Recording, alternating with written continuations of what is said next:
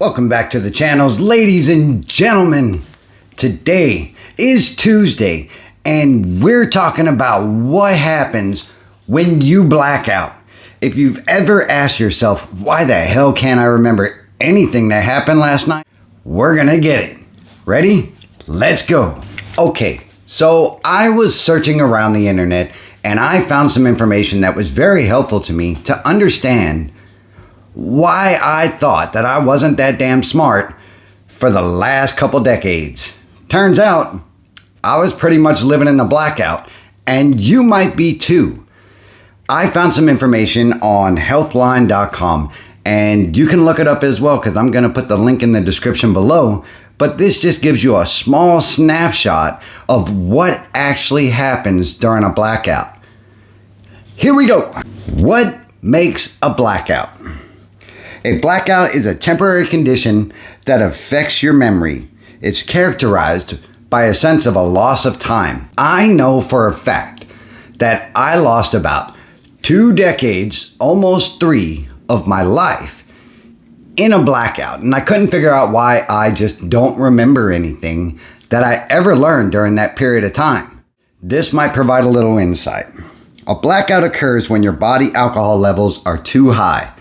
Now, some of you might be saying, well, duh. But I didn't know that. I thought that the more I drank, the more I was able to handle, the more I could actually fit in with the people I was hanging out with. And being known as a blackout artist was actually kind of cool because it kept me in the, believe it or not, the popular crowd. And I thought that's what the aim was by me drinking in the first place. If we know that, the rate and length of memory loss will increase as more as the alcohol level in your body increases, which will lead to a blackout. The amount of memory loss varies from person to person.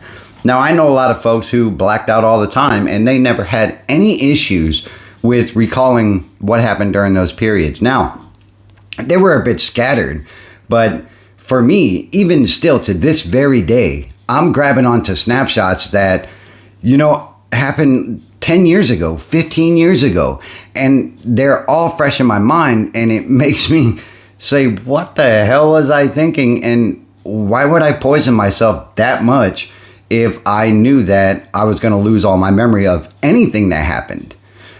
Sound familiar? If so, drop your comments below. One study estimated the odds of experiencing blackout is about 50% when blood alcohol content reaches 0.22. Now that's very specific, and I can understand that because that's what, 3 times the legal limit. So you could take a wild guess in the wind that if you're consuming that much alcohol, that you're gonna lose a little bit of the memory that's involved in that whole process anyway. You may not have any memory of the time that's passed when your blood alcohol content is above that threshold. So back to what I just said, right? If you've ever drank to the point where you blacked out, the next day you woke up and all your friends had to piece together what the hell happened, they could fill those blanks in with anything. And I'm sure that's happened to some of you out there because I know it's happened to me.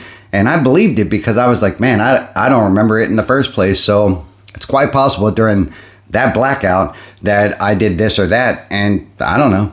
Sometimes it wasn't true at all, but I just believed it. And I felt bad for some of the stuff that never really happened. On the flip side of that coin, though, people, on the flip side of that coin, a lot of bad crap happened when I was blacked out because I was a robot running and nothing could stop that. Until the point I literally most times hit a damn wall or fell on the floor or whatever and knocked myself out. I don't know. It may have happened to some of you out there. If so, let us know in the comments. During the time of a blackout, and this might sound silly, but during the time of a blackout, you might have difficulty walking. You might have a little trouble talking. You might even have some trouble standing up. Now, if you've been outside of the club when some drunk people come out and they're on that tipping point, most times they're gonna fall over, and a lot of the times it's them stumbling into a whirl and bam, they meet the concrete and they might get a laugh and they might think it's funny, but the next day they're waking up, or I'm waking up going, how the hell did I get this cut on my head? Sound familiar? You might have difficulty making good judgment, and it's quite likely that you're not going to be able to see too well. Hence, don't drink and drive, folks.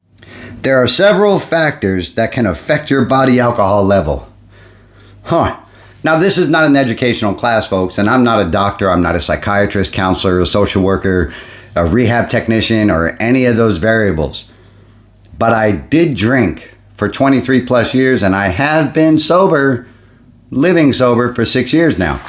So I know a little bit about what I'm saying for all you people out there that want to smash that keyboard. So there are several factors that can affect your blood alcohol level, to include your weight, your gender, the type of alcohol you're consuming, and how quickly you drink it.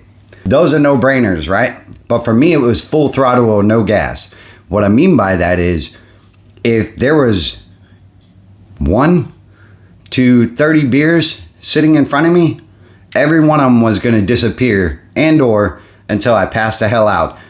And most times, by about a third of that, maybe 2/3, I went into a blackout status, and I would be all over the place. I would wake up in states that I didn't even remember going to.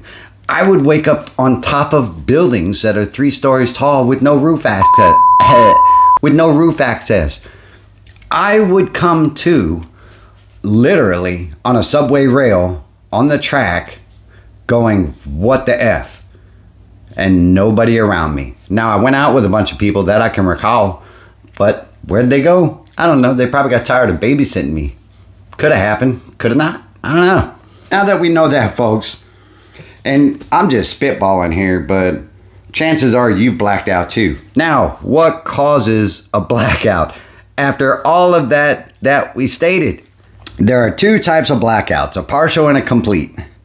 If you experience a partial blackout, visual and verbal cues may help you remember forgotten events. Now, if you have a partial blackout, what that is saying is you have a chance to figure out what the hell happened, and you have a chance to figure out how you lost all your money, and you have a chance to figure out why your significant other doesn't want to talk to you right now. You have a chance to figure that out. This is not funny at all, but during my blackouts, people, I did some outlandish things that I would have never done sober, and I don't know, sometimes it seems like a good idea, but most times it's a damn bad idea, and you can relate to that if you have blacked out like I have.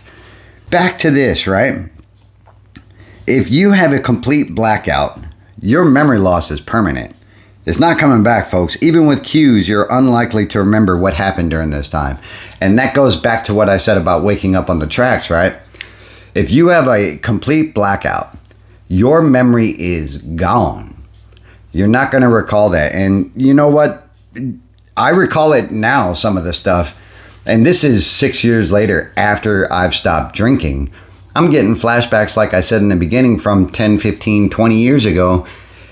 And I'm still saying, what the hell? The toxicity of alcohol and well, it's not a toxin, but the level of poison in alcohol through ethanol is so acute that once you consume a certain amount, it's not going to process in your body the appropriate way. Now, again, I'm not a doctor or a psychiatrist, so my figures might be a little off. Don't get it twisted, and don't get it mixed up that I'm trying to tell you an educational thing, because I'm just bringing awareness to the experiences that I've had.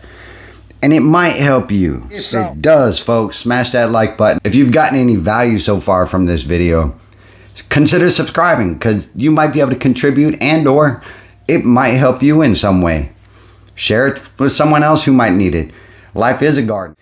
I am not going to go too much more into this, but you can go on healthline.com and you can look at this yourself. See if you meet some of the criteria, and if perhaps you might want to reevaluate some of the way that you're drinking. Now, I can't tell you how to drink, folks.